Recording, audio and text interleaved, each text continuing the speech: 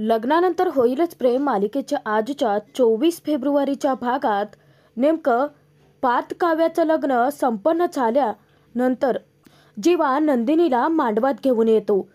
परंतु दोघेही जेव्हा मांडवात हजर होतात दोघांनाही जबरदस्त मोठा धक्का बसलेला असतो. कारण समोर पार्थ काव्याचं लग्न संपन्न झालेलं असतं. जीवा काव्याकडे तर नंदिनी पार्थकडे जाते. पार्थ काव्या या दोघांनाही आता धक्क्याने पाहायला लागतात. काव्या तर जीवाच्या नजरेलाही नजर देऊ शकत नसते. तर नंदिनी पार्थ एकमेकांकडे धक्क्याने बघायला लागतात. या दोन्ही जोड्यांनी स्वप्नातही विचार केला नव्हता इतकं भयंकर यांच्यासोबत घडलेलं असतं. शेवटी नियतीने यांच्या नशिबाचा खेळच पाडलेला असतो. जीवा काव्याकडे जेव्हा धक्क्याने पाहतो तर जीवाला काव्यासोबत घालवलेला प्रत्येक क्षण आठवायला लागतो. जीवाला पाहताच काव्या तिथेच घळाघळा रडायला लागते. परंतु नंदिनी जीवा या दोघांनाही जेव्हा सोबत मांडवात सगळेच जण पाहतात तेव्हा त्यांच्याही पायाखालची जमीन सरकते. वसुआत्या तर प्रचंड घाबरलेली असते. आता तिला मनात भीती असते की तिचं बिंग फुटतं की काय. धक्क्याने पार्थ नंदिनी अशी हाक मारतो. धनंजय नंदिनीला खडसावून विचारतो की कुठे होतीस तू. तेव्हा नंदिनी धनंजयला म्हणते की 1 मिनिट बाबा. कारण नंदिनी सोबत आता भयंकर दगाबाजी झालेली असते आणि ती विचारते की पार्थचं लग्न काव्यासोबत कसं झालं. नंदिनीला जीवाला आता त्यांच्या प्रश्नांची उत्तरं हवी असतात. आता ती उत्तरं पार्थ काव्य देऊ शकतील की नाही माहीत नाही. परंतु धनंजय नंदिनीला सांगतो की बाळा जेव्हा तू मांडवातून गायब झाली होतीस ना त्यानंतर इथे काय काय घडलं ते तुला माहिती नाहीच आहे. बाळा तू कोणासोबत होती कुठे होतीस. तर मानिनी जीवाला विचारते की जीवा तू नंदिनीसोबत कसा. तू ठीक तर आहेस ना. आता जीवाला खूप साऱ्या जखमाही झालेल्या असतात तेव्हा सर्वांना त्याचीही काळजी वाटते. तर तिथे गावातल्या लोकांनी आता नुसतं चर्चांना उधाण आणलेलं असतं. तर तिथे एक काकू म्हणतात की ही तर लग्नातून पळून गेली होती ना. अख्खे गाववाले तिथे नंदिनीवरती घाणेरडे आरोप करायला लागतात. तर सगळेच जण नुसते त्यांना प्रश्न विचारत राहतात. जर ही पळून गेली होती लग्नातून तर परत का आली आहे. आणि हा तर नवरदेवाचा छोटा भाऊ आहे. मग ही ह्याच्यासोबत कशी. ह्यांचं काहीतरी भलतंच लचांड आहे असं गाववाल्यांनी म्हणताच ते सगळं काव्याला सहनच होत नाही. नंदिनी अगदी रागाने पार्थकडे पाहत असते. दौलत मामा तिला विचारतात की आमचं तोंड काळं करून निघून गेली होतीस. तेव्हा आजी विचारते की निघून गेलीच होतीस तर परत कशाला आली. आता घरातले नुसते प्रश्न विचारून तिला भांबावून सोडतात. नंदिनी जोराचीच ओरडते की 1 मिनिट थांबा. नंदिनी अख्ख्या गावासमोर भयंकर खुलासा करते की मी पळून गेले नव्हते. मला किडनॅप केलं गेलं होतं. तेव्हा सर्वच जण अगदी हादरलेले असतात. विक्रम नंदिनीला विचारतो की किडनॅप. परंतु कोणी केलं होतं तुला किडनॅप. तेव्हा नंदिनी पुढे मोठा खुलासा करते की दीपकने आमच्या आनंद निवासातल्या एम्प्लॉईजने. तेव्हा काव्याला जबरदस्त धक्काच बसतो. कारण दीपकबद्दल तर नंदिनी काव्याची सगळं बोललेली असते आणि हा तोच माथे फिरू दीपक आहे ज्याने नंदिनीला किडनॅप केलं होतं हे काव्याचं अचूक लक्षात येतं. नंदिनी घडला सगळा प्रकार सगळ्या गावासमोर सांगते की कसं दीपकने तिला गायब केलं होतं. तर नंदिनी सांगते की मी जेव्हा गौरीहार पूजायला बसले होते मला माहिती नाही आहे तो कसा कुठून आला आणि त्याने मला बेशुद्ध केलं. तर ऐनवेळी कसं जीवा तिच्या मदतीला धावून आला आणि माथे फिरू दीपकच्या कचाट्यातून जीवाने स्वतःच्या जीवावरती उदार होत नंदिनीची सुटका केली आणि नंतर सुखरूप तिला मांडवापर्यंत घेऊन आला. हा घडला सगळा प्रकार नंदिनी सगळ्या गाववाल्यासमोर त्याचा खुलासा करते. तो दीपक जबरदस्तीने माझ्याशी लग्न करणार होता. आज फक्त जीवा होता ना म्हणून मी वाचले असं नंदिनीने मोठा गौप्यस्फोट करता काव्याने धक्क्याने ती जीवाकडे पाहतच राहते. धनंजय हात जोडून जीवाचे आभार मानतो.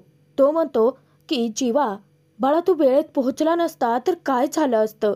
मी माझ्या नंदिनीबद्दल याची कल्पनाही करू शकत नाही. तेव्हा शारदा देखील हात जोडून जीवाचे आभार मानते की खरंच जीवा तुझे आमच्यावरती खूप उपकार झालेत. आमच्या लेकीला तू इथे सुखरूप घेऊन आलास. तर मामा धक्क्याने तिथे विचारतात की अगं बघ तो व्हिडिओ जो तुझा व्हिडिओ आमच्यापर्यंत पोहोचला होता त्याचं काय? तेव्हा नंदिनी खुलासा करते की मामा, तो व्हिडिओ मुळात खोटाच होता. आता वसवात त्याची पार घाबरगुंडी उडालेली असते, कारण हे कटकारस्थान तर तिनेच रचलेलं असतं. नंदिनी तिथे पार्थकडे पाहते आणि विचारते की तुम्हाला कोणालाही असं वाटलं नाही की ते सगळं खोटं असू शकतं? नंदिनीला आता पार्थला जा विचारायचा असतो. नंदिनीने तर पार्थवरती पूर्ण विश्वास ठेवला होता ना, मग पार्थने तिच्यावरती विश्वास का नाही ठेवला? का तिच्याशी धोकेबाजी केली? असं नंदिनीला वाटत असतं. जेव्हा आजी तिथे नंदिनीला सांगून टाकते की हे बघ, त्या प्रकारामधलं आम्हाला काही कळत नाही, तेव्हा नंदिनी म्हणते की अगं, परंतु तुम्हाला माझं मन तर कळतं ना. ती सगळ्यांना चा विचारते खडसावून की तुम्हाला त्यानंतर एकदाही असं वाटलं नाही की नंदिनी आपली अशी वागूच शकत नाही. आता सर्वांनाच खूप मोठा पश्चाताप होतो. नंदिनीला उत्तरं हवी असतात ती पार्थकडून, आणि नंदिनी पार्थकडे जाते. ती म्हणते की आमचं लग्न ठरलं होतं तेव्हा मी माझ्या मनाने अगदी पार्थची झाले होते. किती सारे प्रसंग घडले, मग ते आमचं लग्न मोडणार होतं, परंतु मी पार्थवरती पूर्ण विश्वास ठेवला. मी ते लग्न नाही मोडू दिलं. इतकं सगळं असताना मी का जाईन पळून? का मी पार्थची फसवणूक करेन? का सोडून जाईन मी माझ्या पार्थला? असं कसं काय करू शकता तुम्ही? असं नंदिनी तिथे फक्त पार्थलाच नाही तर सगळ्या तिच्या माणसांना खडा सवाल करते. परंतु नंदिनीच्या प्रश्नांची उत्तरे कोणाकडेच नसतात. सगळे अगदी मानाखालती घालून चिडीचूप उभे राहतात. बिचारा जीवा तर अगदी खचूनच जातो जेव्हा काव्याच्या गळ्यात तो पार्थच्या नावाचं मंगळसूत्र पाहतो. मला किडनॅप केलं गेलं होतं, तरीसुद्धा परिस्थितीशी लढत झगडत धडपडत मी या मांडवापर्यंत येऊन पोहोचले, आणि इथे आल्यानंतर पाहते तर काय, पार्थचं लग्न काव्याशी. नंदिनीला हा धक्का आता सहनच होत नाही. तुम्ही सगळेजण माझ्यासोबत असं का करू शकता? पार्थ, तुम्हीच मला विचारलं होतं ना की वाट बघाल ना माझी, थांबाल ना माझ्यासाठी. तेव्हा पार्थला नंदिनीसोबतचं आनंद निवासातलं बोलणं आठवतं की कसं रम्याने पार्थसोबतचं प्रेम प्रकरण समोर आणून नंदिनीला ते लग्न मोडायला भाग पाडलं होतं. परंतु नंदिनीने त्यावेळी पार्थवरती विश्वास ठेवला आणि पार्थसाठी ती थांबली सुद्धा. पार्थने तिचे सगळे गैरसमज दूर सुद्धा केले होते. मग आता नंदिनीच्या मनाला हे वाटतं की मग पार्थ का नाही थांबू शकला तिच्यासाठी? का तिचा एवढा मोठा विश्वासघात केला? पार्थ समज गैरसमजाच्या काठावरती उभे होते मी तेव्हा, परंतु मी तुमच्यावरती विश्वास ठेवला, तरीसुद्धा मी तुमच्यासाठी थांबले. मग पार्थ, आज तुम्हाला एक क्षणभरासाठी सुद्धा नाही वाटलं की माझ्यासाठी थांबावं? नंदिनी प्रश्न विचारते, परंतु पार्थ आणि काव्या दोघांकडेही उत्तरं नसतात. कारण नंदिनी गायब झाल्याच्या नंतर इथे काय तमाशा झाला हे तर जीवानंदिनीला माहितीच नसतं ना. आणि माझी लहान बहीण काव्या, जी माझी पाठराखीण बनून माझ्यासोबत येणार होती, आज ती माझ्या जागी या लग्नाला साठी उभी आहे असं म्हणत नंदिनी तिथे खळाखळा रडायला लागते. ही सत्यता नंदिनी आता स्वीकारूच शकत नसते. तर ती तिच्या आईला प्रश्न विचारते की आई, हे सगळं तुम्ही का घडवून आणलत? एक वेळेस माझं सोड आई, परंतु काव्याच्या मनाचा तुम्ही जराही विचार नाहीत केला. तेव्हा शारदा म्हणते की नंदिनी, तुला नाही माहिती आहे ग इथे काय काय घडून गेलंय ते. अगं, तुझा तो मेसेज आला तेव्हा नंदिनी विचारते की आणि तुम्ही पटकन विश्वास ठेवलात ना? आई, अगं तुझ्या नंदिनीवरती विश्वास होता ना ग, तुला माहिती आहे ना तुझी नंदिनी कशी आहे, मग तरीही तू विश्वास ठेवलात. नंदिनीसाठी ही गोष्ट आता प्रचंड धक्कादायक असते. जो सवाल तिने तिच्या आईला केला होता तोच सवाल ती तिच्या बाबांना विचारते. तेव्हा धनंजय नंदिनीला समजावतो की नाही बाळा, आम्ही त्या गोष्टीवरती अजिबातच विश्वास ठेवला नव्हता. नंदिनी बाळा, इथे काय काय घडलंय खरंच तुला माहिती नाहीये, आणि या व्हिडिओवरती आमच्या कोणाचाही, अगदी पार्थ रावांचा सुद्धा विश्वास नव्हता नंदिनी. आणि नंदिनी गायब झाल्यानंतर नक्की काय काय घडलं ते सगळं धनंजय नंदिनीला सांगतो की कसं पार्थ सगळ्या गाववाल्यांच्या विरोधात केला. नंदिनीला परत आणण्यासाठी त्याने अतोनात प्रयत्न केले, परंतु तो त्या प्रयत्नात यशस्वी नाही होऊ शकला. उलट गावकऱ्यांनी पार्थवरती हल्ला केला आणि तो हल्ला त्याच्यावरती होण्याऐवजी डायरेक्ट मानिनीवरती झाला. तर नंदिनीला धनंजय सांगतो की मानिनी वहिनीकडे बघ एकदा. तेव्हा काव्या बाजूला सरकते. तर नंदिनीला तो सांगतो की गावकऱ्यांनी हे लग्न होणार नाही म्हटल्यानंतर हल्ला केला होता पार्थरावांवरती आणि मानिनी वहिनीनं त्यात दुखापत झाली. तेव्हा जीवा नंदिनीला मोठा धक्काच बसतो. नंदिनी बाळा, आमच्याकडे दुसरा कोणताही पर्याय नव्हता असं धनंजयने सांगताच नंदिनी धक्क्याने विचारते की परंतु माझ्या जागी काव्या. आता ते सत्य नंदिनी स्वीकारायलाच तयार नसते, ते पचवूच शकत नसते. जीवा तर बिचारा पार खचून गेलेला असतो. तर धनंजय नंदिनीला सरळ सांगून टाकतो की बहुतेक हे सगळं असंच घडायचं होतं, ते घडून गेलं. शेवटी माईंचे शब्द खरे ठरलेच. सोयरीक जुळेल परंतु लग्न होणं कठीण आहे. तेव्हा नंदिनीला माईंचं मंदिरातलं बोलणं आठवतं. तुमच्या दोघांचं लग्न नाही होऊ शकलं परंतु सोयरीक जुळली ती अशी, असं म्हणताच नंदिनी धक्क्याने पार्थ काव्याकडे पाहायला लागते. काव्याला ते सगळं आता सहन होण्यापलीकडचं असतं. बिचारी पार खचून कोलमडून जाते आणि ती तिच्या जीवाच्या नजरेला नजरही भिडवू शकत नाही. काव्या आता मंडप सोडून तशीच तेथून निघूनच जाते. तेव्हा सर्वच जण धक्क्याने काव्याकडे पाहायला लागतात. नंदिनीला स्वतःपेक्षाही जास्त काव्याची काळजी वाटते. बिचारी या सगळ्यांमध्ये आपल्यामुळे अडकली की काय असं तिला वाटतं आणि नंदिनी स्वतःलाच गिल्टी समजते. काव्या चिडून तिच्या खोलीत येते आणि पार्थ काव्याची जी गाठ बांधलेली असते ती सगळं काव्या अस्ताव्यस्त फेकून द्यायला लागते. ती तिच्या गळ्यातील हार सुद्धा तोडून फेकून देते आणि जेव्हा काव्या गळ्यातील मंगळसूत्र तोडणार तर तिच्या पाठोपाठ आरू, मामी आणि आजी तिघेही धावत येतात. तर मामी काव्याला अडवते.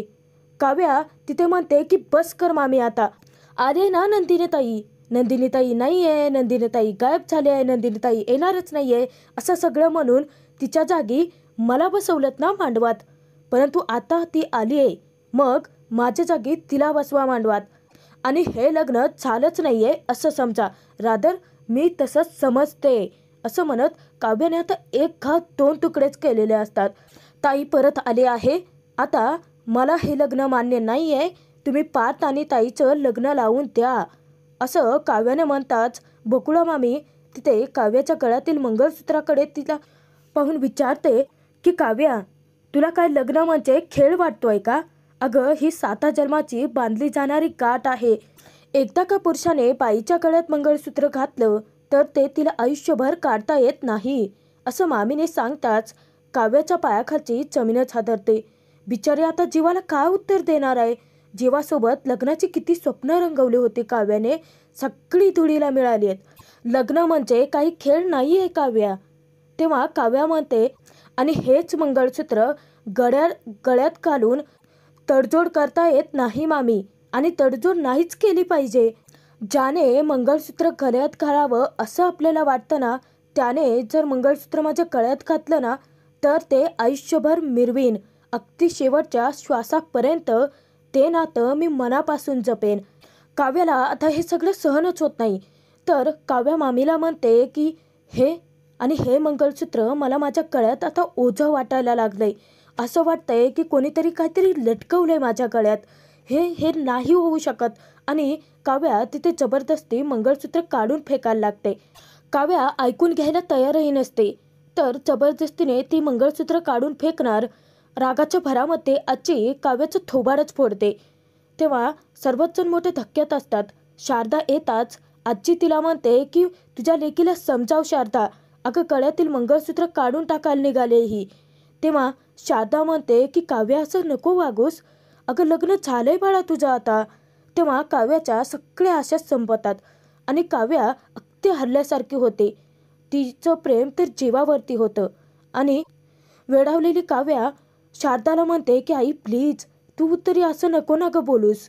हे बघ ताई आली आहे ना, मग आता हे मंगळसूत्र मी काढेन आणि तुम्ही ताईचं लग्न पारची लावून द्या बस. काव्या तिथल्या तिथे विषय संपवायला सांगते. तेव्हा बकुळा मामी काव्याला प्रेमाने समजावते की अगं विषय संपलाय आता, तेच मग आम्ही सांगतोय काव्या तुला की तुझं लग्न झालंय आता. तेव्हा काव्या तडकपणे मामीकडे येते आणि तिला खडसावून विचारते की कसलं लग्न ग मामी? अगं हेच जबरदस्तीने लागलेलं लग्न आहे. मी स्वतः तयार झाले होते का? तेव्हा मामी म्हणते की अगं बाळा तू होकार दिलास म्हणून तर हे लग्न झालं ना. तेव्हा काव्या म्हणते की कसला होकार, अगं बाबा पाया पडले होते माझ्या आणि त्या सिच्युएशनमध्ये मी काय करणार होते. आणि काव्याला आता लक्षात येतं की बाबा बाबा असा एकमेव मार्ग आहेत जे काव्याचं ऐकू शकतात. आणि काव्या तिथे त्या सगळ्यांना म्हणते की मी जाऊन डायरेक्ट आता बाबांशीच बोलते. आजी काव्यावरती ओरडते की 1 मिनिट काव्या, बाहेर जाऊन भलतं चलतं काहीतरी बडबडायचं नाही आहेस तू. आणि शारदाला सांगते की तुझ्या या हेकेकर मुलीला समजाव काहीतरी बाई. तेव्हा काव्या म्हणते की आई मुळात मला हे लग्न मान्य नाही आहे, तू सरक मला जाऊ देत बाबांकडे. तेव्हा शारदा काव्याला गळ घालते आणि तिला अट घालत म्हणते की तू जर आता बाहेर जाऊन हे मंगळसूत्र काढायचं जर म्हणत असतील ना तर फक्त तुझ्या बाबांचाच नाही तर माझाही जीव जाईल काव्या. बिचारी काव्या खूप मोठ्या धर्मसंकटात सापडते. इकडे आड आणि तिकडे वीळ अशी तिची अवस्था. तर मित्रांनो आजचा हा भाग इथेच संपतोय. पुढील भागात आपण पाहणार आहोत काव्या जीवाला सांगते की विश्वास ठेव माझ्यावरती, मी हे लग्न नाही मानत. तेव्हा जीवा तिला म्हणतो की नाही मानत ना, मग आत्ताच्या आत्ता हे मंगळसूत्र काढून फेक. जीवा जेव्हा काव्याच्या मंगळसूत्राला हात घालतो तर काव्या त्याला अडवते. जीवाला मोठा धक्काच बसतो. तर इकडे पार्थही सत्य स्वीकारायला तयारच नसतो.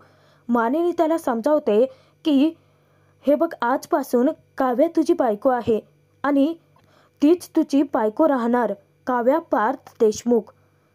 आता जीवाने खूप मोठा निर्णय घेतलाय आणि काव्याला तो हे बोलून हादरवतो की आजपासून तू माझ्यासाठी कायमची मेलीस. काव्या खूप मोठ्या धक्क्यात